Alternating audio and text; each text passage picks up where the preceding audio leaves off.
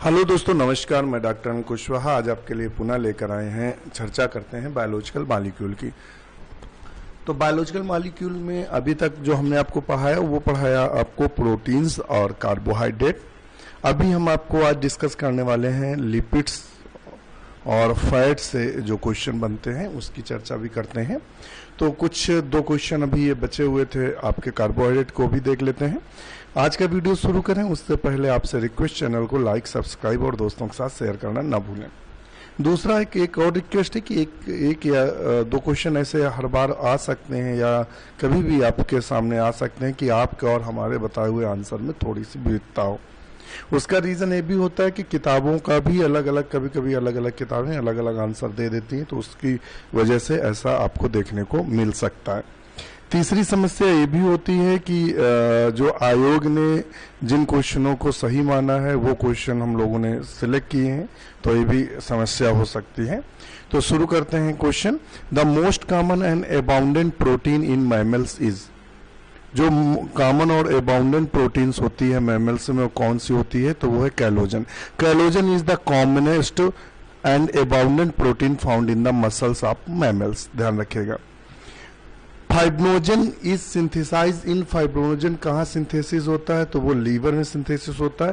Fibrinogen एक protein है जिसका निर्माण मानव के लीवर में होता है। ये ब्लड क्लॉटिंग में भाग लेती है। अब हमारे जो क्वेश्चन शुरू हो रहे हैं वो लिपिड से देखते हैं। लिपिड से क्वेश्चन आया हुआ है, fats in our body are formed when. Fat जो हमारी बॉडी में बनता है वो कहाँ बनता है? तो उसका ऑप्शन सी सही है, glycogen storage in liver and muscles completed. तो ऑप्शन इसका सी सही है। अब इसके बाद ये एक ही क्वेश्चन लगभग पूछा गया है, fat is in our body is formed when glycogen storage in liver and muscles is completed, the process is called lipolysis. तो उसे लिपोलाइसिस बोलते हैं। तो लगभग एक क्वेश्चन बना है जो हमने पेपर सिलेक्ट कर रखे हैं, वो 2008 तक के पेपर हैं और उसके बाद के भी पेपर हैं। 2015 में भी जो हुआ उसके भी पेपर हैं।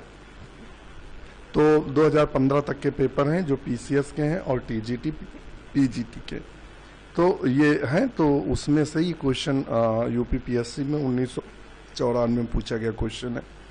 अब हम नेक्स्ट क्वेश्चन देखते हैं, एंजाइम। एंजाइम क्या होता है? विच of the following enzyme is used respiration. इनमें कौन सा एंजाइम रेस्पिरेशन में यूज होता है बताएगा? न्यूक्लियस, डिहाइड्रोजिनेस और पॉलीमरेज। तो डिहाइड्रोजिनेस यूज होता है। Dehydrogenase take part in the cellular respiration in Krebs cycle. In the enzyme release the hydrogen and by the different stage of the reaction in NADH2 to NADH plus H plus and FADH2 convert to FADH plus H plus.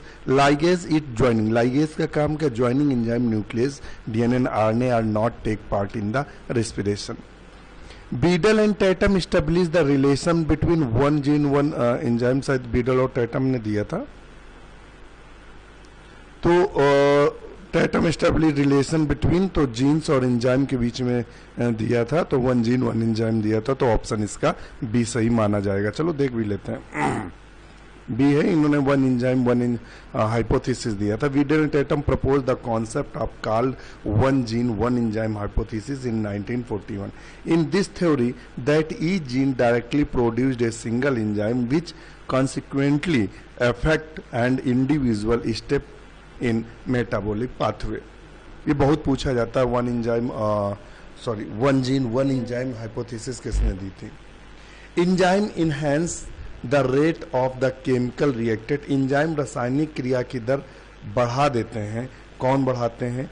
Providing optimum pH, rising the temperature, lowering activation energy और ATP. तो option सही है, lowering activation energy.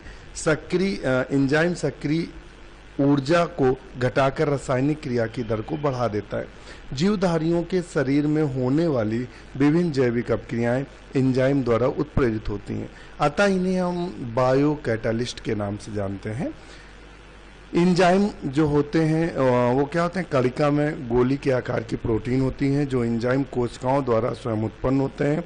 Enzyme कोलाइडी विलयन बनाते हैं, इसी कारण इनकी रासायनिक सक्रियता बहुत उच्च होती है। अभी तक विभिन्न प्रकार के लगभग 3000 एंजाइम ज्ञात हो चुके हैं। एंजाइम ल्यूसीफिरेज, देखिए ल्यूसीफिरेज एंजाइम बता दें जो चमक उत्पन्न करता है। जैसे जुगनू जानते हैं, रात में चमकते रहते हैं, शहरों में तो नहीं दिखाई देंगे, गाँव में खासकर बरसात के आसपास या गर्मियों में खूब दिखाई देते हैं, तो उसी से संबंधित है। तो ये कहता है acts on the substrate to cause the bioluminescence, रात में चमक उत्पन्न करते हैं। एंजाइम आर, तो एंजाइम क्या होते हैं, कार्बोहाइड्रेट होते हैं, प्रोटीन, फैट, शुगर या प्रोटीन, तो प्रोटीन माने जाएंगे ये। एंजाइम्स आर, एंजाइम्स क्या होते हैं, enzymes are hydrolysis, antigens, antibodies या प्रोटीएजेस।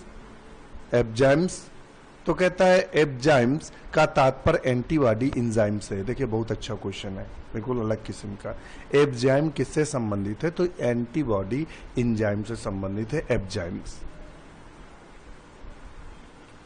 एस एंटी एप से एंटीबॉडी एंजाइम बोल सकते हैं। तो है इसे cat mab, catalytic monoclonal antibody भी कहते हैं। देखिए यहाँ दो क्वेश्चन हम लोगों को पता चले। एंजाइम क्या होता है, तो एंटीबॉडी से संबंधित है, और इनको कैट मैब बोलते हैं। कैट मैब से मतलब क्या है, कैटाबोलिक मोनोक्लोनल एंटीबॉडी बोला है, तो ये भी आप ध्यान रखिएगा। ये प्राय बहुतायत में उत्प्रेरक एंटीबॉडी कहते हैं, तो इसको भी आप ध्यान में रखेंगे। नेक्स्ट नीचे क्वेश्चन दिया है, गिवन, ये रिलेशन देखना है, और which above explain the mechanism of enzyme action best way. तो आप यहाँ बेस्ट वे देखेंगे कौन सा है, तो डिपोलराइजेशन, रिपोलराइजेशन थ्योरी, लॉक की थ्योरी, और सोलेटरी कंडक्शन थ्योरी, और इंड्यूस्ड फिट थ्योरी। तो यहाँ लॉक की थ्योरी जो दिया था एमिल फिशर ने दिया था, और इंड्यूस्ड फिट थ्योरी और लॉक की फिट थ्योरी ये एंजाइम से संबंधित है। तो यहाँ आप कौन सा सही होगा, which the above explain the mechanism of enzyme action best way. तो इन्होंने इंड्यूस्ड फिट थ्योरी को माना है, वैसे लॉक की थ्योरी भी आनी चाहिए। तो उन्होंने 4 ऑप्शन, तो ऑप्शन इनका इन्होंने डी सही माना है। कौन सा माना है, डी को सही माना है। चलिए नेक्स्ट देखते हैं, which enzyme catalyses the breaking up of linking carbon to carbon, carbon to nitrogen, बताएगा। Which enzyme catalyses the breaking up of linkage carbon to carbon और कार्बन टू नाइट्रोजन द, तो वो कौन सा होगा, तो वो है all of the above. Various enzymes are involved in the breaking down the synthesis of linkages. All the above enzymes are like hydrolysis, oxidases, and des molecules. Enzymes are act on linkage carbon to carbon, carbon to nitrogen. Also, enzymes act in linkage. Consider the following statement. Polypeptide act on the peptide linkage of the protein and break them into smaller molecule are necessary for this reaction. All digestive enzyme to hydrolyze class. New select your answer select answer from code given below. तो बताएगा आप। तो इसका both A are true but R is not correct explanation. A, enzyme occurring in more than one form are known as, तो उसे क्या बोलते हैं, आइसोजाइम, ऑटोलाइटिक एंजाइम, जाइमोजन और प्रोटियोलाइटिक एंजाइम। तो वो ऑप्शन इसका कौन सा सही माना जाएगा, A. Enzymes occurring in more than one form are known as isozyme. Isozyme were first described by R L. Hunter and Clement Markert enzyme variants that are the product of different genes and thus represent different loci decrease as isozymes. All enzymes are proteins except ribozyme. Ribozyme को छोड़कर जितने भी enzyme होते हैं वो प्रोटीनीज प्रकृति के होते हैं. Inactive enzyme precursors such as pepsinogen and pepsin are called. Inactive enzyme precursor such as pepsinogen and pepsin are called. तो बताएगा inactive enzyme precursor such as pepsinogen and pepsin are called. तो ऑप्शन इसका B सही है, zymogen. Zymogen also called proenzyme is an inactivate pepsinogen of enzyme. बहुत अच्छा question है. तो जाइमोजन जो होता है वो पेप्सिनोजन प्रोएंजाइम होता है पेप्सिनोजन का. A zymogen require a biochemical change such as a hydrolysis reaction revolting the active site or changing the configuration to reveal the active site for it to become an active enzymes. Enzymes that facilitates that transport through the cell membrane is, तो बताएगा इसमें कौन सा enzyme है. तो वो enzyme कौन सा, endonuclease. Endonuclease enzyme facilitates the transport through cell membrane. ध्यान रखना, एंडोन्यूक्लियस जो एंजाइम है वो सेल मेम्ब्रेन से ट्रांसपोर्ट होता है. क्या होता है, सेल मेम्ब्रेन से ट्रांसपोर्ट होता है.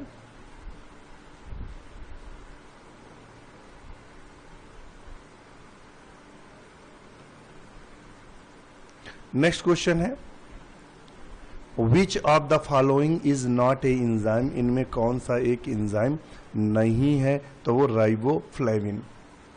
ध्यान रखना, which of the following is not an enzyme. तो वो है riboflavin. Riboflavin is a vitamin B2 not an enzyme.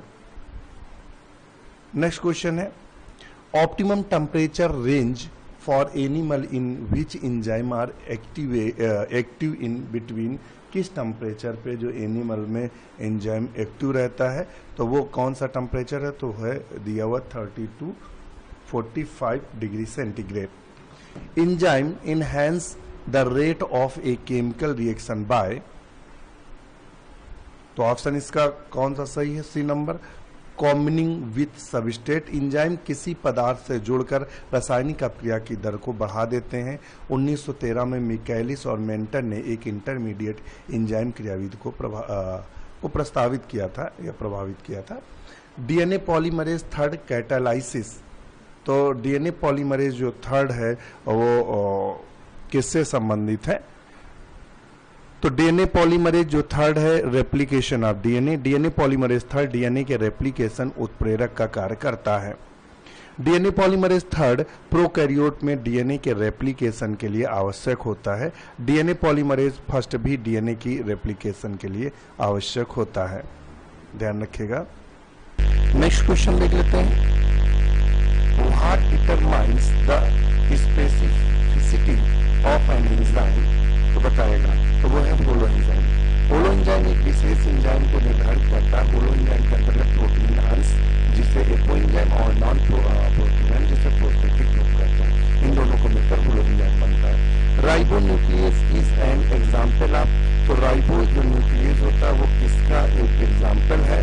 तो वो किसका है, लाइसेस का. राइबो न्यूक्लियस जो है is an enzyme are lyases group. Lysases in an enzyme that catalyze the breaking the various chemical bonds by means other than hydrolysis and oxidation.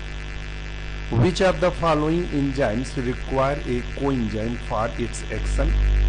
Which of the following enzymes require a coenzyme for its action? तो आप बताएंगे. तो इसका option सही है सी, dehydrogenase. Coenzyme एक प्रकार के छोटे अणु होते हैं जो एंजाइम की क्रियाशीलता को बढ़ाते हैं, लेकिन वे ऐसा करने में एंजाइम की मदद करते हैं. डिहाइड्रोजिनेस एंजाइम की क्रिया करने हेतु कोएंजाइम की जरूरत होती है. Which one of the following enzyme requires a coenzyme to perform its action. तो वो कौन सा है, डिहाइड्रोजिनेस. देखिए ये 2009-10 में लगातार आया है question. Which of the following enzyme does not obey kinetics. बताएगा, जाइमोजेंस, आइसोजाइम्स, कोएंजाइम्स, एलोस्टेरिक एंजाइम्स. तो ऑप्शन डी सही। एलोस्टेरिक एंजाइम एम काइनेटिक्स नियम का अनुसरण नहीं करता। बहुत अच्छा क्वेश्चन है कि एम काइनेटिक नियम का अनुसरण कौन नहीं करता है, तो एलोस्टैटिक एंजाइम एम काइनेटिक्स नियम का अनुसरण नहीं करते हैं। एक चार्ट आरेख में एक एलोस्टैटिक एंजाइम और हाइपरबोलिक वक्र आरेख के बजाय सिग्मोइडल वक्र देता है। इसके संदर्भ में भविष्यवाणी मिकेलिस मेंटन समीकरण में की गई है। तो एलोस्टैटिक एंजाइम है, ध्यान रखना है, जो एम काइनेटिक्स के नियम का फॉलो नहीं करता है। First restriction endonuclease enzyme was, पहला जो एंडोन्यूक्लियस एंजाइम था वो कौन था, तो हिंड सेकेंड था, ध्यान रखिएगा। बहुत अच्छा क्वेश्चन है, बायोटेक के भी क्वेश्चन है, टीजीटी बायोलॉजी 2011 पूछा गया, तो हिंड सेकेंड था। पहला रेस्ट्रिक्शन एंजाइम हिंड सेकेंड था। अर्बर ने यह सिद्ध प्रस्तुत किया कि कोली लिखा ई कोलाई अनुवांशिक उत्प्रेरक एंजाइम सुरक्षा प्रक्रिया के द्वारा फॉरेन डीएनए के समक्ष अपनी सुरक्षा करने योग्य होता है। इस एंजाइम को एंडोन्यूक्लियस आर कहते हैं, बाद में यह नाम बदलकर इकोर हो गया। इसकी पुष्टि स्मिथ ने की थी, जिसने पहला रेस्ट्रिक्शन एंजाइम, जिसका नाम ही सेकेंड है, को 1968 में हीमोफिलस इन्फ्लुएंजा बैक्टीरिया से अलग किया था। The bonds between the enzyme and substrate must be, enzyme तथा सबस्ट्रेट के बीच आबंध होने चाहिए। कैसे होने चाहिए, तो वो कह रहा है दुर्बल तथा अल्पकालिक, सबल तथा दीर्घकालिक हो, वीक एंड शॉर्ट लिव्ड हो, ध्यान रखिएगा। The enzyme renin act on, enzyme जो रेनिन काम करता है वो कैसिनोजन पे काम करता है, ध्यान रखिएगा। तो आज के लिए इतना ही। हमारा वीडियो कैसा लगा हमें कमेंट्स करके बताइएगा। इसके आगे के क्वेश्चंस आपको नेक्स्ट वीडियो में उपलब्ध होंगे। इसी के साथ नमस्कार।